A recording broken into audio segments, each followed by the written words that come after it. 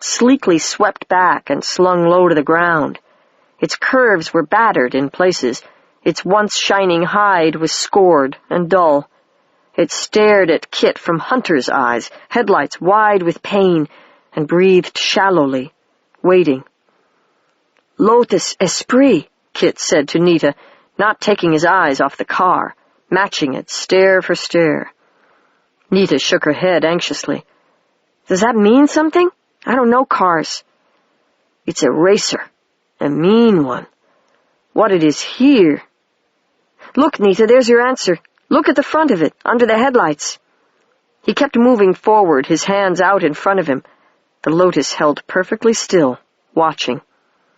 Nita looked at the low, sloping grille. "It's all full of oil or something."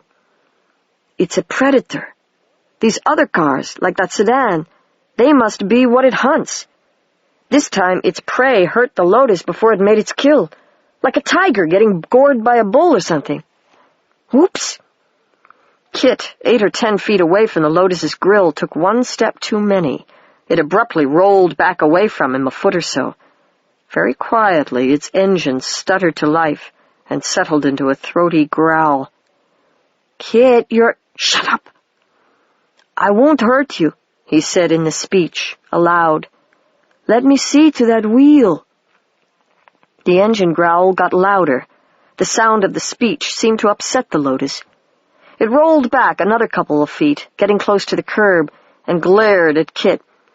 But the glare seemed to have as much fear as threat in it now. "I won't hurt you," Kit repeated, stepping closer, holding out his hands, one of them with the antenna in it. "Come on, you know what this is. Let me do something about that wheel. You can't run on it.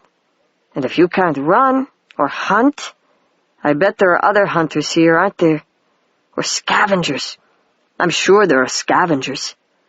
Who'll be coming here to clean up this kill? And do you want them to find you here, helpless?"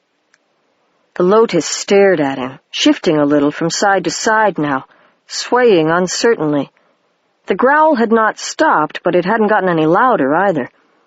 "If I were going to hurt you, I would have by now," Kit said, getting closer. The car was 4 feet away, and its headlights were having to look up at Kit now. "Just let me do something about that fender stuck in you. Then you'll go your way, and I'll go mine." The dark eyes stared at the antenna, then at Kit, and back at the antenna again. The Lotus stopped swaying, held very still. Kit was 2 feet away.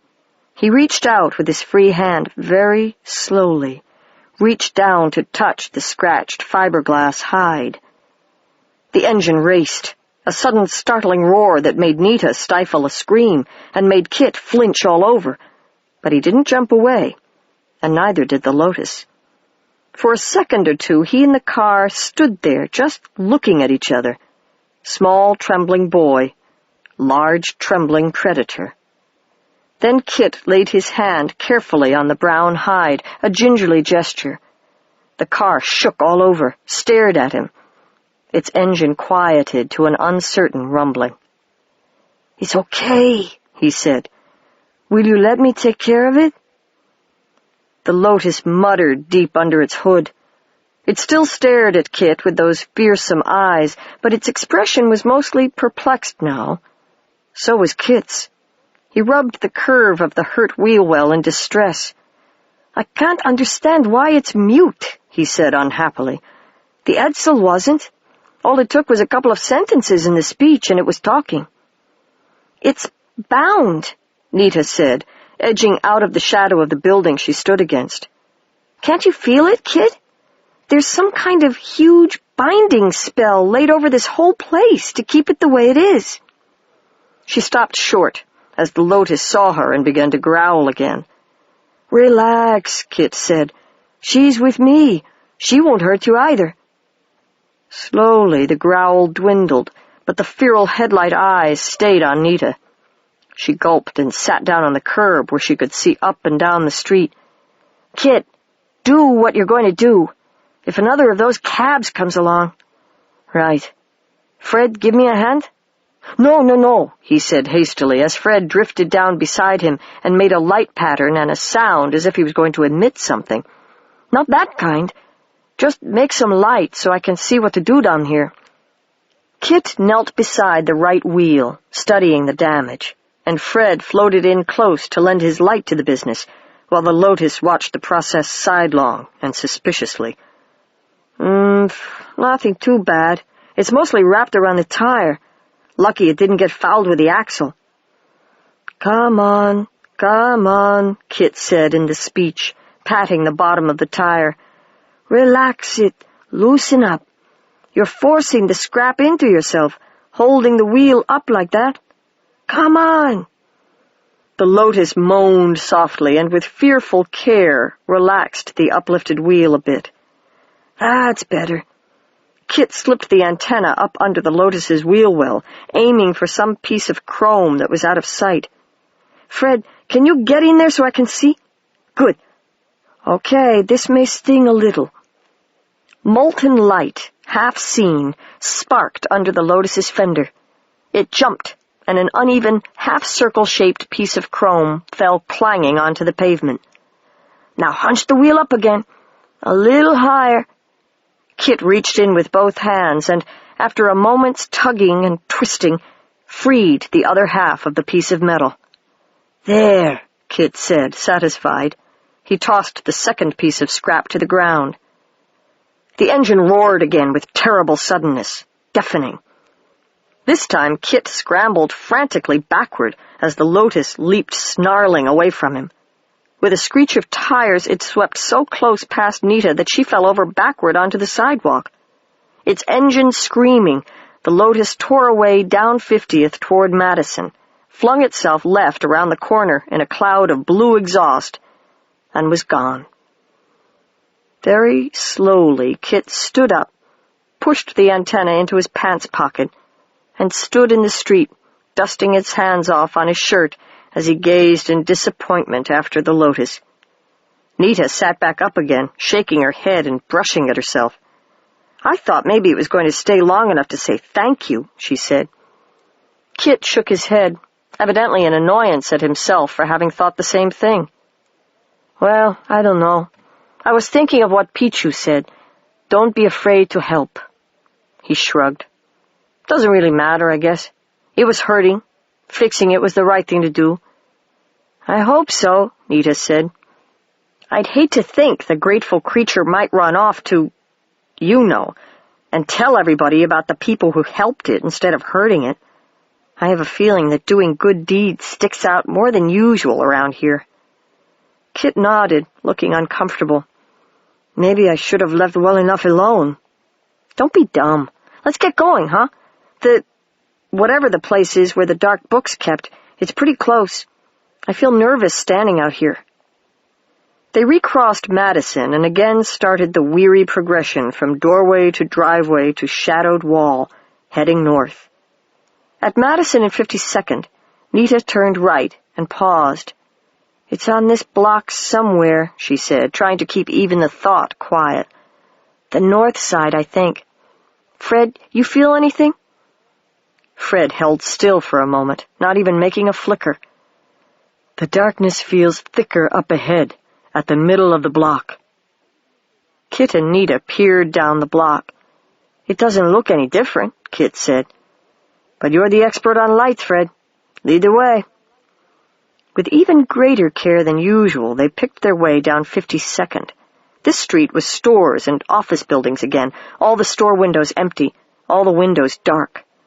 But here, though external appearances were no different, the feeling slowly began to grow that there was a reason for the grimy darkness of the windows. Something watched. Something peered out those windows, using the darkness as a cloak. And no shadow was deep enough to hide in. The silent eyes would see. Nothing happened, nothing stirred anywhere, no traffic was in sight. But the street felt more and more like a trap, laid open for some unsuspecting creature to walk into. Nita tried to swallow as they ducked from one hiding place to another, but her mouth was too dry. Kit was sweating. Fred's light was out.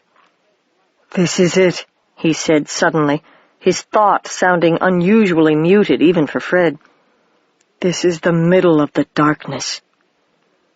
"This?" Kit and Nita thought at the same time, in shock, and then simultaneously hushed themselves. Nita edged out to the sidewalk to get a better look at the place. She had to crane her neck. They were in front of a skyscraper, faced completely in black plate glass, an ominous, windowless monolith. "Must be about 90 stories, Nita said. "I don't see any lights." "Why would you?" Fred said. "Whoever lives in this place doesn't seem fond of light at all. How shall we go in?" Nita glanced back up the street. "We passed a driveway that might go down to a delivery entrance." "I'll talk to the lock," Kit said. "Let's go." They went back the way they had come and tiptoed down the driveway. It seemed meant for trucks to back into.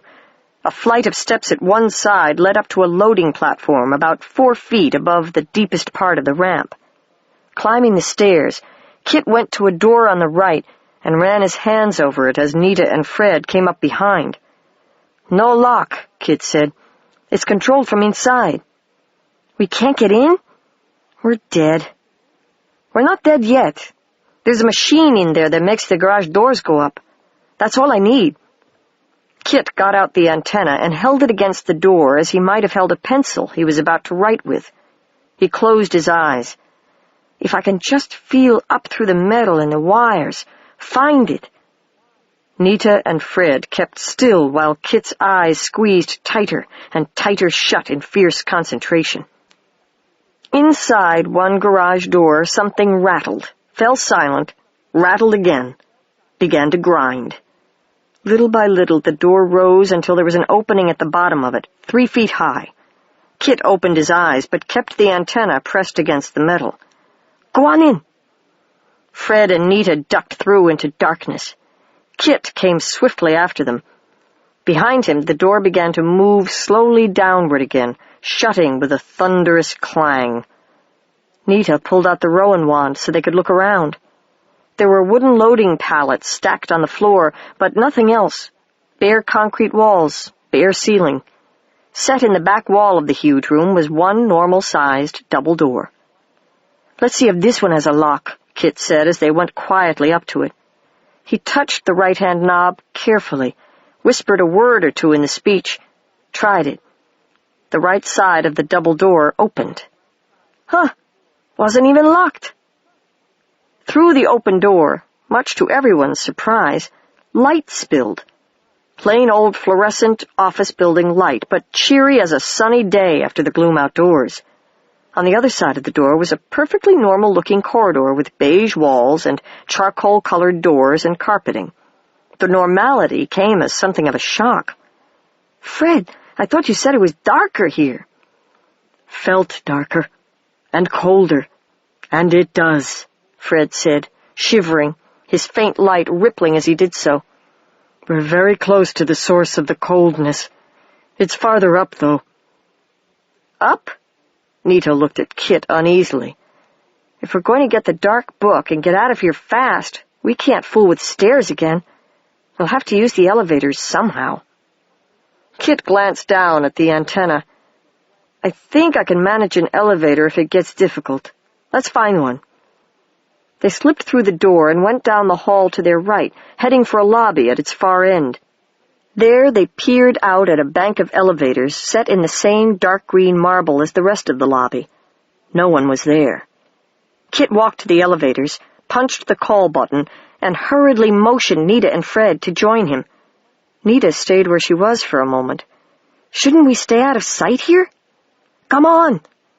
She went out to him, Fred bobbing along beside. Kit watched the elevator lights to see which one was coming down, and then slipped into a recess at the side. Nita took the hint and joined him.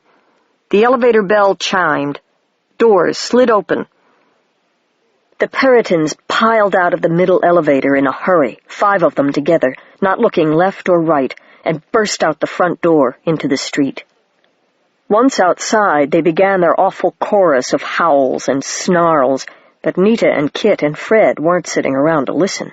They dove into the middle elevator, and Kit struck the control panel with the antenna, hard. "Close up and take off,"